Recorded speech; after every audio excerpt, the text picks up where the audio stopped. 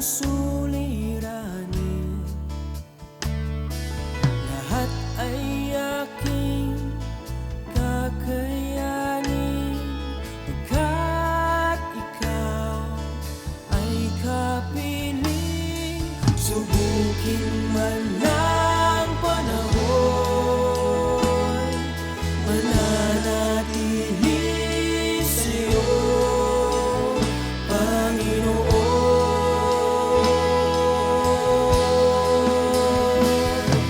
Walang alinlangang maglilingkod, walang pangambang sa'yo ay susunod. Hindi susuko at hindi hinto, patuloy lamang sa iyo, Panginoon.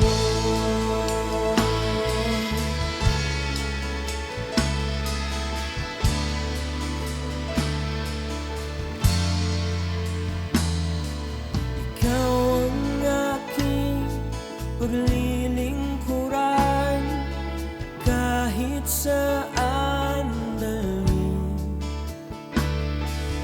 Ikaw ay lagi kung susundin, anuman ang suliranin, lahat ay aking kakayanin, pagkat ikaw ay kapiling. Subukin man ng panahon, mananatili sa'yo, Panginoon.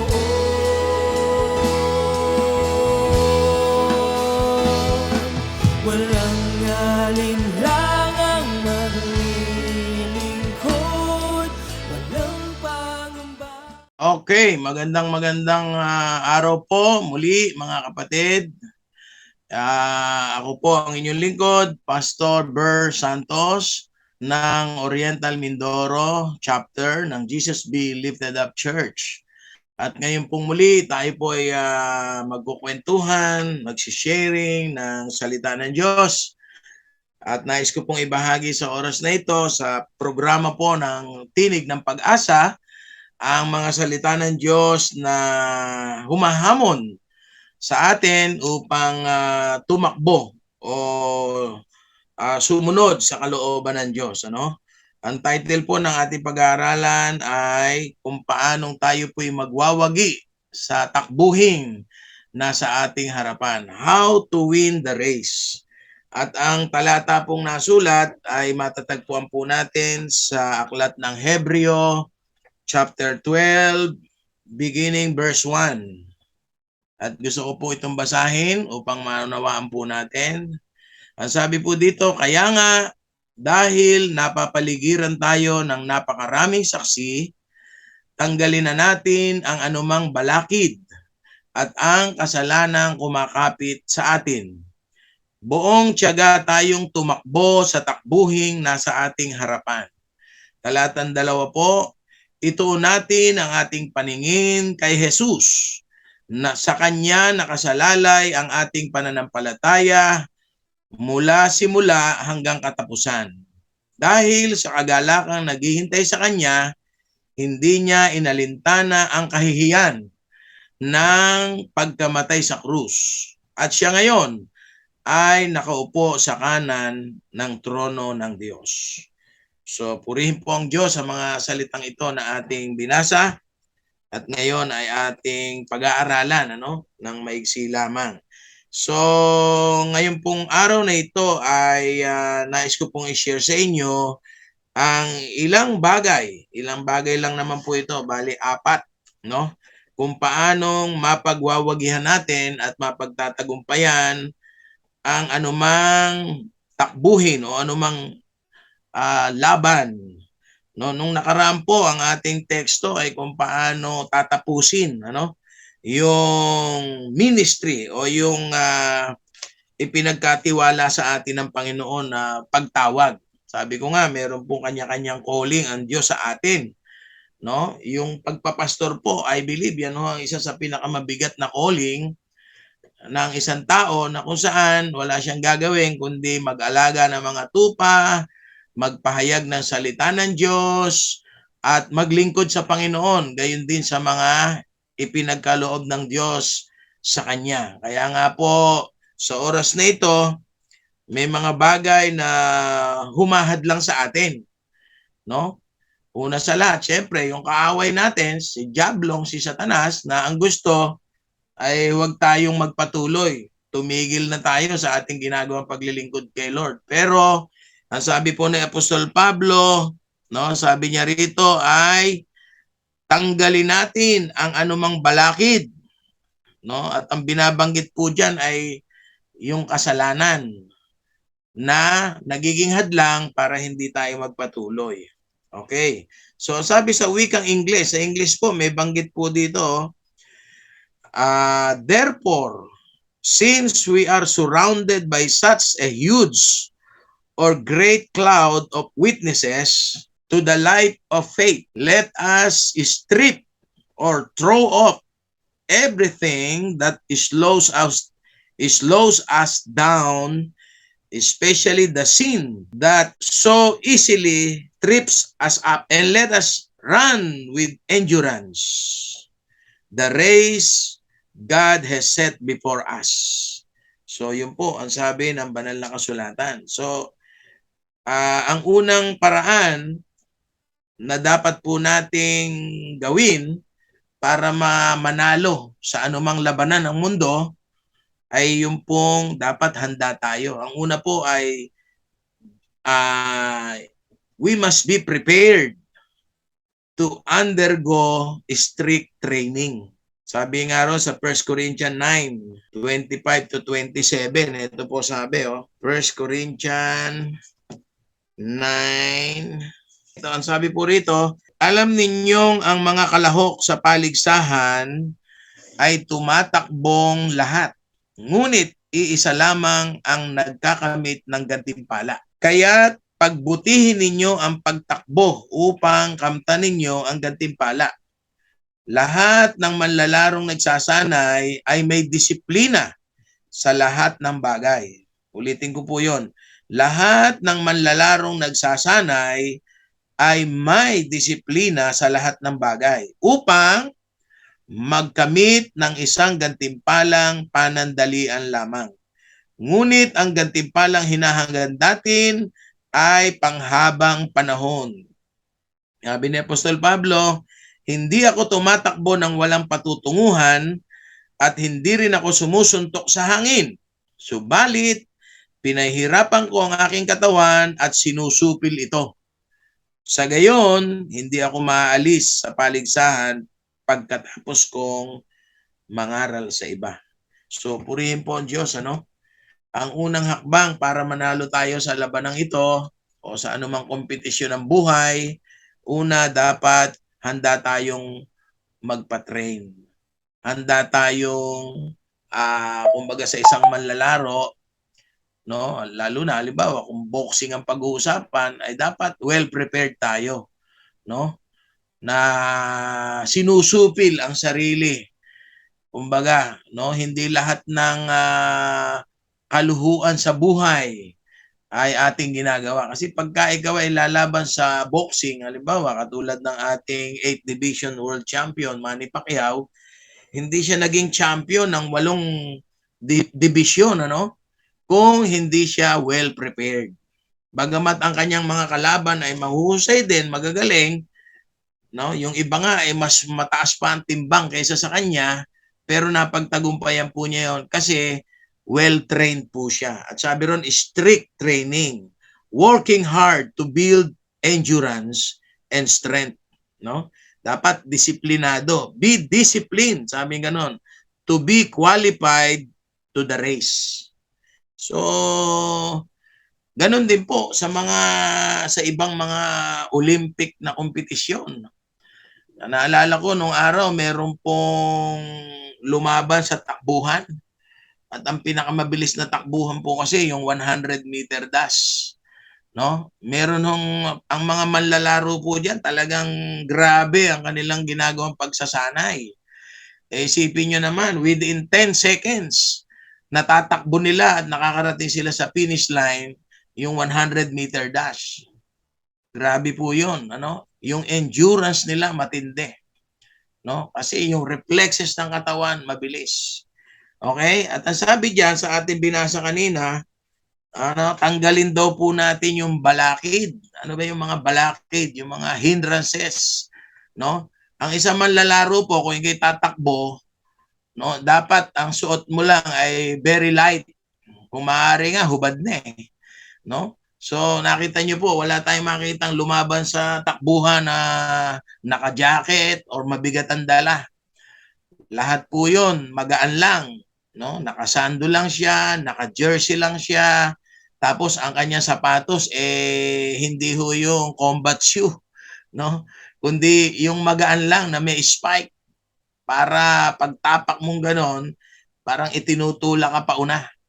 So, ibig sabihin po nito mga kapatid, kapag tayo po ay lalaban, o tayo nga kasi nasa labanan tayo talaga ngayon dapat handang-handa po tayo. At sa spiritual na kaparaanan, ito po yung tayo ay handang magpaturo sa Panginoon.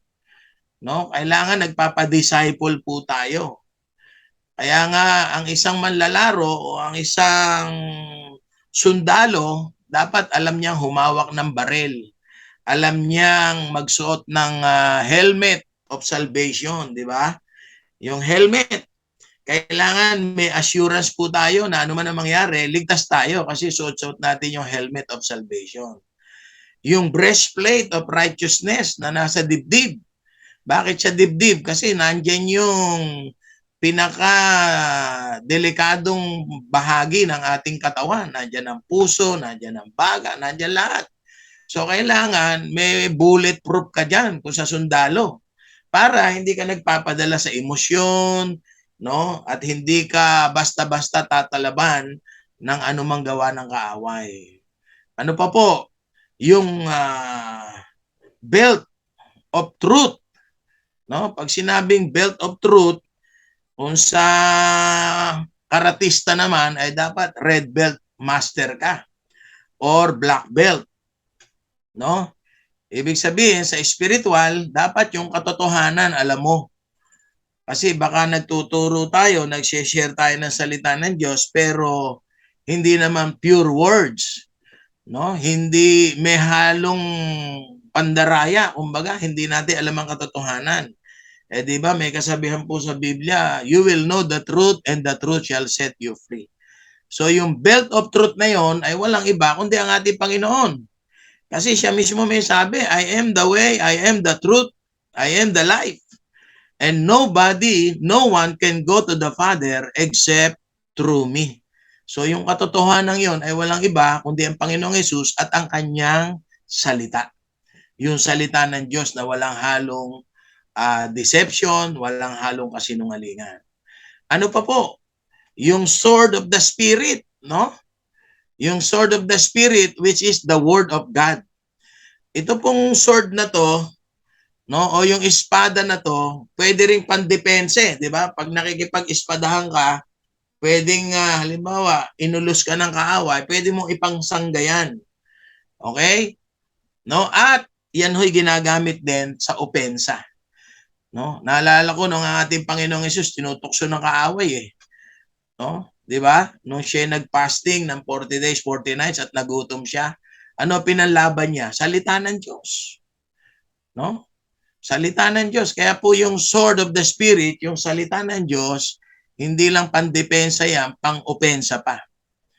Okay? So yun po, ano pa? Yung shield of faith. Yung shield, 'di ba? Ang isang mandirigma noong unang panahon, hindi naman baril pa ang gamit, kundi mga espada. Pero ang isang kabalyero, ang isang mandirigma, meron po silang tinatawag na shield of faith, panangga. Panangga sa ulos ng kaaway. Kaya dapat yung pananampalataya natin, matibay, matatag, hindi basta-basta nadadala ng alo ng problema. Okay po? So yun yung pananampalataya, shield of faith.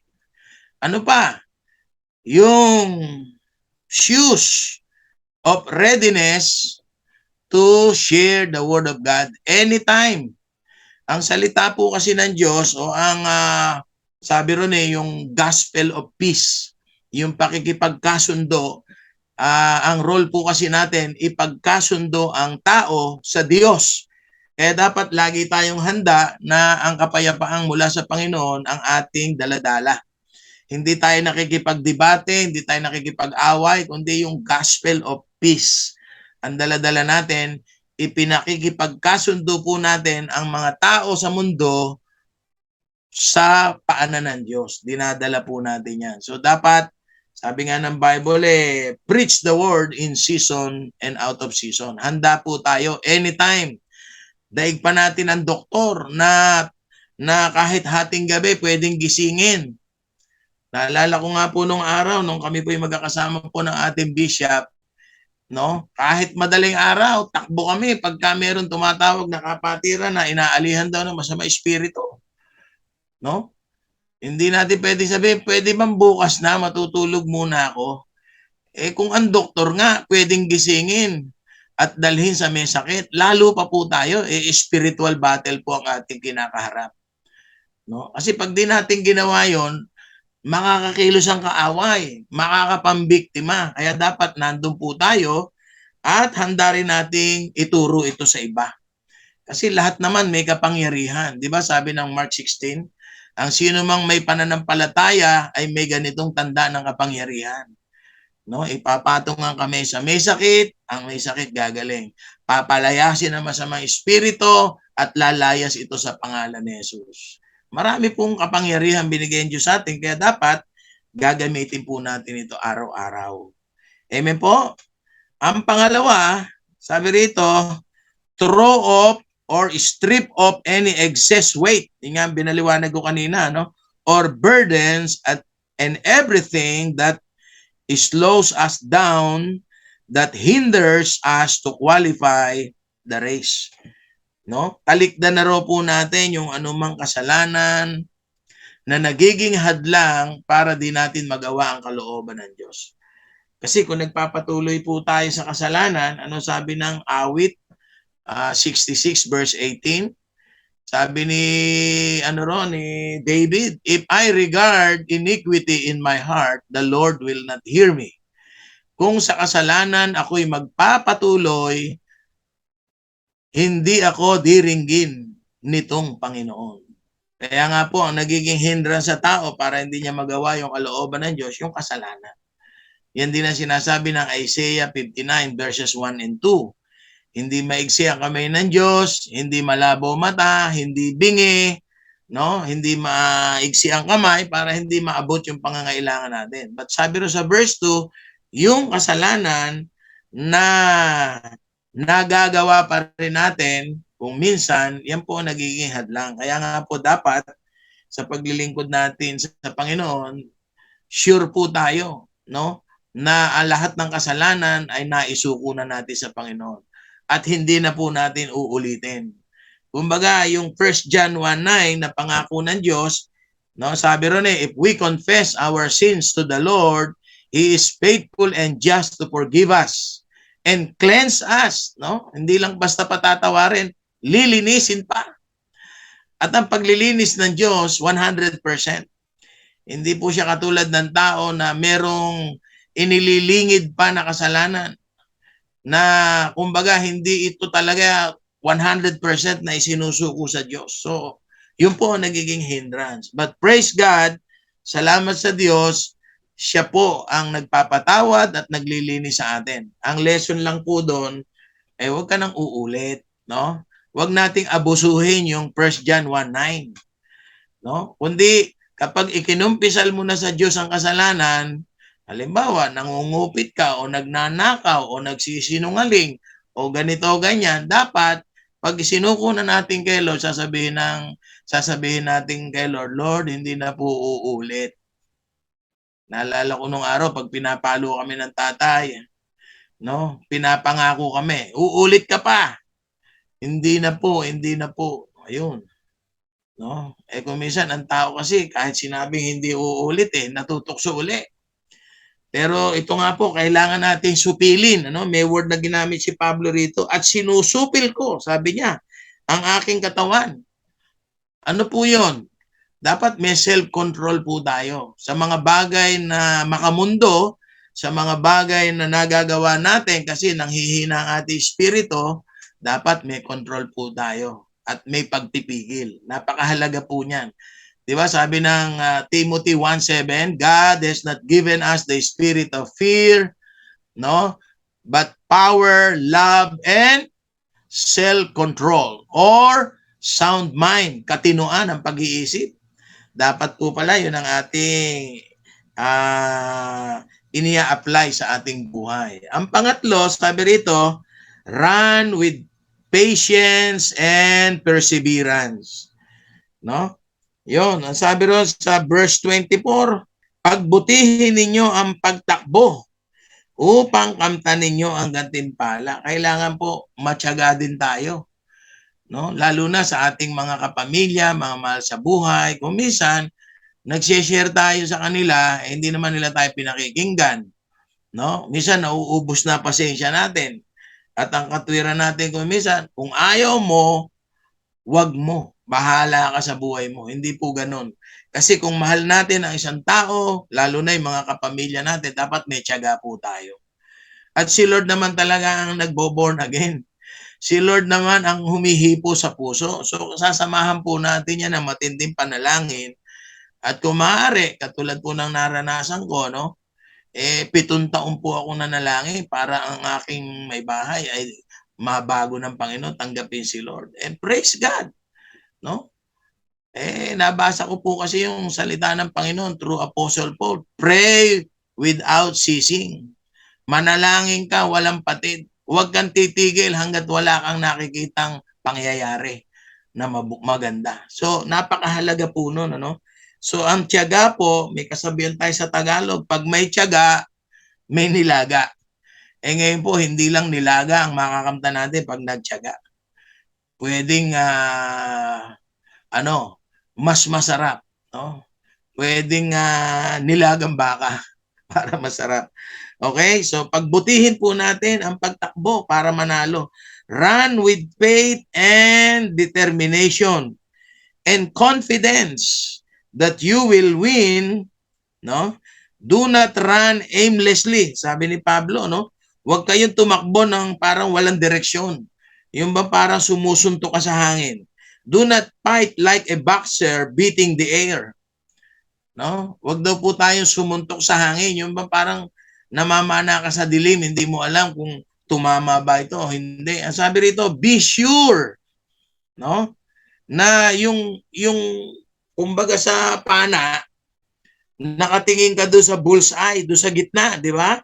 Na kapag pinana mo, hindi ka apektado ng hangin, hindi ka apektado nung init, basta nakatuon ang direksyon mo doon sa bullseye. And praise God, kapag ganun po ang ating prinsipyo sa paglilingkod, hindi po tayo basta-basta matitinag. No, naalala ko si Peter nung pinalakad siya ng Panginoon sa tubig, di ba? Sa ibabaw ng tubig, hindi sa ilalim. No? Dahil sa lakas ng loob ni Peter, nung makita niya si Jesus, na nung una na pagkamalan niyang multo, hinamon niya si Jesus. Sabi niya, Lord, kung talaga ikaw yan, palakarin niyo po ako sa tubig. No? Kasi nakita niya si Jesus, naglalakad sa tubig eh. Ano sabi ni Lord sa kanya? Come, Peter, halika. Di lumakad na si Peter sa tubig. Habang lumalakad siya, at siguro malapit na siya sa Panginoon kasi ang layo lang niya, isang pukol ng bato eh. O di mga more or less, mga 30 to 50 meters yun kung malakas kang bumato. Nung malapit na siya sa Panginoon, biglang nagpadala ang kaaway ng pagsubok, ng problema, ano yun? Alon. Malakas na hangin na lumika ng alon at ang dating focus ni Peter na nakatuon sa Panginoon kasi nung lumalakad siya, kay Lord siya nakatingin eh. Ang pinaka-target niya si Lord eh. Yun ang pinaka-bullseye niya. Ano nangyari? Biglang-bigla na paling ang kanyang paningin sa problema, sa alon. Ano nangyari? Lumubog po siya. Pero ang isang magandang bagay po doon, kahit lumubog si Peter, ay kay Lord pa rin siya nagpatulong. Ano sabi niya ron? Lord, help me! No? Hindi niya pinagyabang yung kanyang kagalingan sa paglangoy. Marunong lumangoy si Peter, alam niyo po ba? Magaling siya mangisda eh. Kumisan nga lang walang mahuli, no? Dahil may tinuturo si Lord. Pero ako, sa experience ko po, walang mangingisda na hindi marunong lumangoy. Palagay nyo. Diba? Si Peter magaling lumangoy. Pero, doon sa gitna ng problema na yon, ang Panginoon pa rin ang kanyang tinawagan. And praise God, hindi po siya nagkamali. Ano sabi ng Biblia? No? Iniligtas siya ng Panginoon, inabot ang kanyang kamay. At pinangaralan siya. Kasi sabi ni Lord sa kanya, bakit nanghina yung pananampalataya? No? Sabi nga dito sa Mindoro, laksi. Laksi ang pananampalataya. Ibig sabihin, lakasan mo pananampalataya mo. Kasi mapagtatagumpayan mo lang ang mga kabigat at problemang dumarating sa iyo kung ang pananampalataya mo nakatuon kay Jesus. At yun ang sabi ng Hebrews 12:2. Ano yung binasa natin kanina? Look unto Jesus, the author and the finisher of our faith. No? Kay Jesus ka dapat nakatuon ang paningin. Hindi sa problema, hindi sa tao. Kasi pag sa tao ka nakatingin at yung taong ito nagkamali, bumagsak, ay dala ka nun. Kaya po sa mga pangyayaring ito, dapat kay Jesus lang po tayo. Bakit? Siya po ang may akda ng ating pananampalataya at ang sabi ron, siya rin ang magtatapos nito. Alam niyo, ang pananampalataya matatapos. Totoo po yan. Dito lang sa lupa ang faith eh. Pagdating sa langit, wala na yung faith. Bakit? Nakita mo na yung pinanampalatayanan mo sa lupa. Amen? Kaya po mga kapatid, yung pang-apat na gusto ko pong i-share sa inyo, ano yung una? Ang una po, maging handa tayo sa pag-train. Ano? Tayo po'y magpaturo, tayo po'y maging masunurin, tayo po'y dumalo sa ating mga pag-aaral, discipleship, lahat, cell group, at kung ano man. Pangalawa, tanggalin natin yung mga balakid. Tayo po pinatatanggal, no? Kasi decision po natin 'yan kung magpapatuloy ba tayo sa kasalanan o hindi. No? Ang pangatlo, lumakad po tayo o tumakbo ng may patience and perseverance. No? Yun po yung ibang word na ginamit. Dito po sa ating topic run with endurance. Ibig sabihin, meron kang tibay ng kalooban, no? Kaya mong i-endure ang lahat ng problema at pagsubok. Yun po. At yung pang-apat, mga kapatid, ang sabi rito, focus on the target. Focus on the goal or the prize to receive. The crown that will last forever. Yun po sinasabi ng Philippians 3:12-14, yung crown of life which is in heaven. Tumingin daw po tayo, i-focus po natin yung ating paglilingkod doon sa premyo. Ano ba unang premyo? Unang premyo dyan, siyempre yung buhay na walang hanggan na sinasabi ni Apostol Pablo. Pangalawa, yung premyo ng soul winner's crown. No? Kung ikaw ay nagdadala ng maraming kaluluwa kay Lord, masipag kang mag-imbita, at talagang ginagastusan mo ay mahalang kaluluwa dapat gastusan natin talaga yan. Sabi ko nga sa mga kapatid dito sa Mindoro, pag mag-iimbita ka, handa mong bayaran yung kanyang pamasahe, pakainin mo sa labas, di ba? Gastusan mo talaga, mahalang kaluluwa Oh. Ayun, so, ano po sabi rito? Do not look back. No, kasama po ito. Pag nakapokus ka, huwag ka nang lingon ng lingon kung saan. Huwag mo nang tingnan yung likod mo.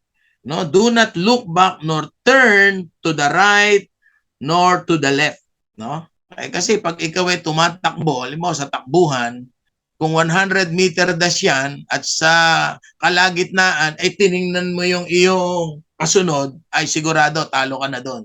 Kasi yung kasunod mo mabilis din yon, no? So, wag po nating pansinin kung ano yung nangyayari sa mundo. Ang ibig ko sabihin, pagdating sa paglilingkod, dapat dire-diretso lang po tayo. Kung may problema, may kabigatan, okay lang po yan. Kasama yan sa labanan. No? Sabi ko nga, kapag ikay nanalo at may kalabang ka, ay the best yun. Pero kung nanalo ka tapos winner by default, ay walang kwenta. Walang kwenta. At sa Panginoon, wala pong ganon. Walang winner by default. Yung umatras ang kalaban, ay wala. Lahat, ang kalaban po, naghahanap talaga na masisila yan. Naghahanap yan ng puwang kung paano ka patitigilin at matatalo. Kaya lang, pag alam natin ang katotohanan, hindi po tayo aatras.